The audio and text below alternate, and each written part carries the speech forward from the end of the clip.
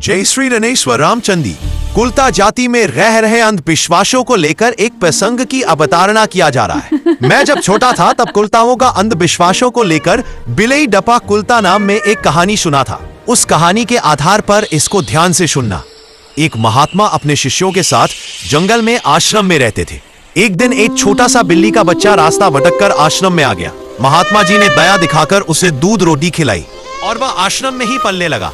समस्या तब शुरू हुई जब महात्मा रोज संध्या समय ध्यान लगाते थे।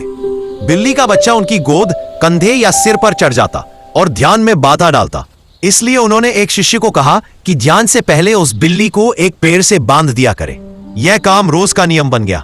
कुछ समय बाद महात्मा जी का देहांत हो गया। गद्दी पर उनका शिष्य बैठा और उसने भी ध्यान से पहले बिल्ली को पेड़ पर बांधने की परंपरा जारी रखी। तब एक दिन बिल्ली मर गई। अब समस्या ये हुई कि ध्यान तो तब शुरू होता है जब बिल्ली पेड़ से बांधी जाती है। इस पर सभी शिष्यों की बैठक हुई और तय किया गया कि किसी भी तरह एक नई बिल्ली लानी होगी। गांव-गांव ढूंढकर एक बिल्ली लाई गई और उसे बांधकर ध्यान शुरू किया गया।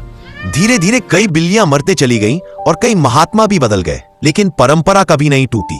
ध्यान तभी शुरू होता जब पेड़ पर बिल्ली बांधी जाती और जब कोई पूछे कि क्यों, तो उत्तर मिलता, ये हमारी परंपरा है, हमारे गुरु ऐसा करते थे इसलिए हम भी करेंगे। ठीक ऐसे ही कुलता समाज में बड़ा भाई का लड़का लड़की और भांजा भांजी को मुड़िया यानी कि प्रणाम करना, मामू की बेटी को गुड़दी समझना, भुलिया बुलियन, मालेन बुड्ढी को देवता के रूप में पूजा करना आदि कुछ परंपराएं हैं जहां ना चाहते हुए भी मानना पड़ता है।